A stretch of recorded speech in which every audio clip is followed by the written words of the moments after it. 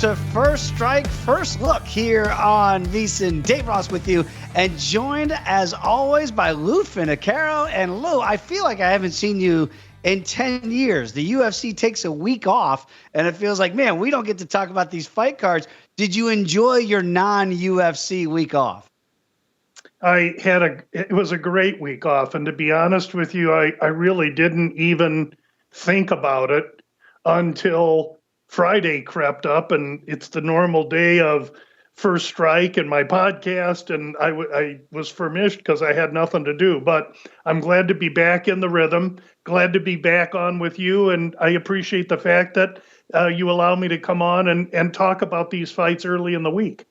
I love it, Lou. It's a great practice. Mom and Dad were like, hey, what happened to First Strike? I said, hey, we were just off for a week because the UFC was off, but we are back in business here on a Tuesday. Let's talk about this fight card, Lou, because you look at Ciryl Gane against Tai Tuivasa in the main event, and then you have the Grim Reaper back in there against Marvin Vettori, Robert Whittaker. I mean, this is a loaded non-pay-per-view fight card, certainly at the top.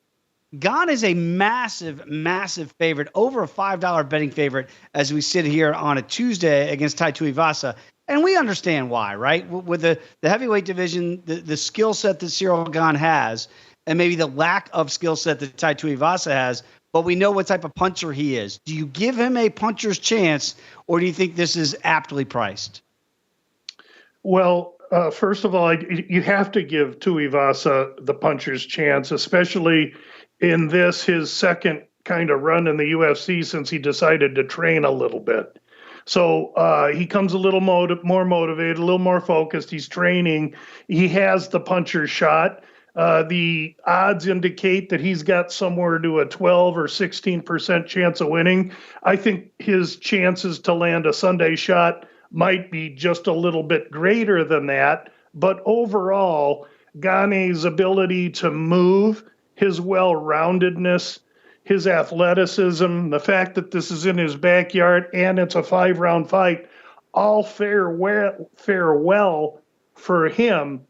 Tuivasa, on the other hand, in his last handful of fights, has not gotten past 3 minutes into the second round. So Gane is going to pick at him, make him work late, tire him out, and just like a bullfight, the Matador will eventually streak on in for the kill. Well, it's interesting what you say there, and that maybe he's going to take his time with a guy like Tai Tuivasa, because that's what you think he'd want to do, right? Is gas out the bigger puncher here and Tui, and not standing there in the first round. To that end, if you like the challenger or the big underdog here in Tuivasa at plus 420, I'm seeing here on a Tuesday, do you think that he goes in for the kill or be killed scenario here? And I'm not going to get stronger as the fight goes on, so I might have to throw more of those bigger punches earlier in the fight to try to stun Gane early with a big punch. I believe that's Tai's approach to every fight he fights. He doesn't make any pretension about who he is or what he is. He's the most happy-go-lucky guy you can find. He goes in to fight, and after a round or two, he's going to wonder if Gane's really fighting him, because it's not going to be what the Black Beast gave him, a straight confrontation. And let's also understand that Gane has faced big, huge power punchers, Derek Lewis, who he also knocked out, and Ngannou, who beat him wrestling. So Tai is not going to wrestle because he doesn't have the cardio to wrestle. This is going to be a stand-up fight, and I think it's going to be a one-sided display by a guy in Gane that belongs in the top 5 of the heavyweight division before the big chasm that is everyone else, and that's where Tai belongs. Not to take anything away from him or his recent momentum, he doesn't have the caliber of arsenal to make it into that top 5 or 6 fighters, in my opinion. Talk with Lou Finocchiaro. Follow Lou on Twitter as I do, @GamBlue. Very quickly to that end, that Ciryl Gane could easily win this fight on points. Remember, it's a potential 5-round matchup here as a main event. The over-under right here is 2.5, split right down the middle. Just a little bit to the over at minus $1.25 on a Tuesday. What do you make of that number? Because if Gane keeps the distance from the charging challenger here in Tai Tuivasa, it would lend more towards the over. I don't know if Tui really wants to go more than 2.5 rounds here in any fight, let alone with a guy with the cardio of Ciryl. What do you make of that total right now on a Tuesday? I don't think Ty's going to have anything to say about it, quite honestly. He's not going to be tamed inside 2.5. I don't think. I think it's going to take Gane a little more time to tire him out, and then through volume, take the steam out of the kid.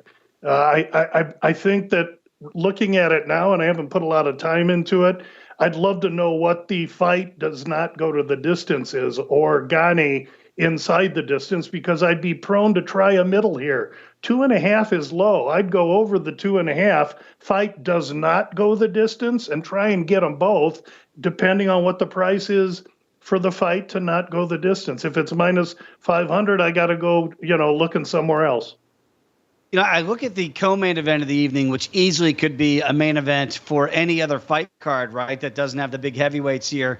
When you look at the former champion here at middleweight and Robert Whittaker back in action against a title contender and Marvin Vettori, this is a very interesting matchup if they want to try to get back into the title picture here.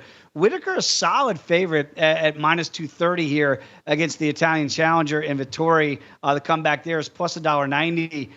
Bobby Knuckles, we know what he likes to do. He wants to throw hands, and we're assuming Vettori wouldn't mind making this a wrestling match. How do you handicap this one here in this potential 3-round matchup?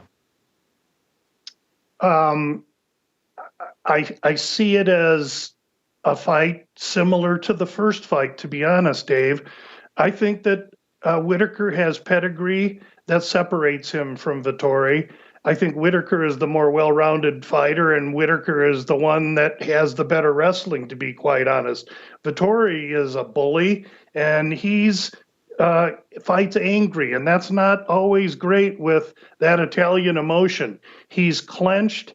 He's easy to predict. He comes forward, and I think the skills of Whittaker, his footwork, his movement, his well-roundedness, set him up to have success against Vettori. What are Vettori's advantages here? I think the fact that he has some power. Whittaker's tasted power before, and the fight's 3 rounds advantage Vettori with that maniacal style. Lou, I look at the total too, and it does catch my eye that it's juiced this heavily to the over 2.5 rounds, minus 280 that we get deep into that 3rd round. Is there any value on the comeback here of plus 230 and the under 2.5 rounds as we discuss on a Tuesday? No, I could see these guys going for all 5. I would tend to say, what's the Whittaker decision price? See what we could extract close to plus 120, minus 120, going that route. It's a much better way to handicap it there. You and I will talk about more of that come Friday on First Strike with our hour-long preview. I do look, and I see John McDessie's on this card against Nasrat Hasparat here. That is a very intriguing matchup as we talk on a Tuesday. What do you make of that matchup here in one of the more high-profile fights on this card? I'm glad you picked that fight. These are 2 guys that at one point in time trained together at TriStar up in Canada. Something happened, and since then, McDessie's been somewhat nomadic, looking to find a home, going from gym to gym to gym. He's currently at Fight Ready in Arizona, but he was here in Phoenix, and he was for a time hanging around the MMA lab. So a rudderless ship is one thing, but McDessie's 37, 10 years older than Haqparast, 2 inches shorter, giving up about 4 inches in reach, and overall as a lightweight is somewhat undersized to begin with. He's going to have the maturity factor over Haqparast, but even though Haqparast has lost his last 2, he only losing to really high caliber fighters. I see Haqparast mowing McDessie down here. In fact, last week on the Follow the Money show, I released Haqparast when he opened at minus 200. He's a little higher than that now. I would advise parlay use for him or for straight bettors. So don't be afraid. It's great having you on Father Money with Mitch Boss and Paulie Howard weekdays here on the network. Let's talk about one other fight here very quickly, too. Charles Jourdain is back in there against Nathaniel Wood. It feels like this is going to be potentially an action-packed 3-round bout here. Pretty tight lines in this one here. Nathaniel Wood plus $1.15 right now. Jourdain, the small favorite at minus $1.35. How do you see this one on a Tuesday? I see this one interestingly. Wood, the guy that needs to be in close, would probably want to wrestle this fight. And Jourdain, the guy that's been busy, fought great competition, dubious loss in his last, but an action fighter. Now, we got to understand, too, that Wood just turned around from UFC London, so that's a short turnaround. I think that this fight is accurately priced. I do lean to the longer, taller Jourdain in this situation right now, but let's understand, these fights are in Paris. A lot of these fights have been set up for the Europeans to look very, very well, i.e. Hakparast. And in this fight, you got Wood, who's Englishman, fighting, and I blanked. Fighting Jourdain, a Canadian that's shipping in and having to fight in. So if that thing is a close decision, you might be in trouble on the Jourdain side. I'm so glad you brought that up, obviously, with this fight card being in France, because we've seen it in these UFC London cards sometimes. You know, the crowd will play a part of it. The big fight fans over there in Europe, this one in France. So you can understand if these fights go to the decision. I always say, hold your breath when you get to the cards here, because you never know how they're going to see it, certainly when they're overseas as well. Very quickly, Lou, on a Tuesday, is there another fight that you've identified some advantage on maybe on a Tuesday that might change by the time we talk again on Friday? I don't see that yet. I would like to say the UFC has done a good job, like in London, to match up the Europeans in favorable matchups, so watch out for that. Also, let's understand, of the first 7 bouts on the card, 6 of them involve debuting fighters in one side or both. So those fights are probably not fights I'm going to be able to use. I'm going to probably be focused and relegated to the main card. All right, very quickly, before I say goodbye until Friday, Lou, tell the people about the Bout Business podcast and what they get when they listen in. It's a weekly podcast whenever there's a UFC card that Friday afternoon, wherever you get your podcast, tune in to the Bout Business podcast. It's 16, 18 minutes of my final releases for the week completed after the weigh-in. So there are no excuses. Appreciate you mentioning it, and thanks so much for having me on today, Dave.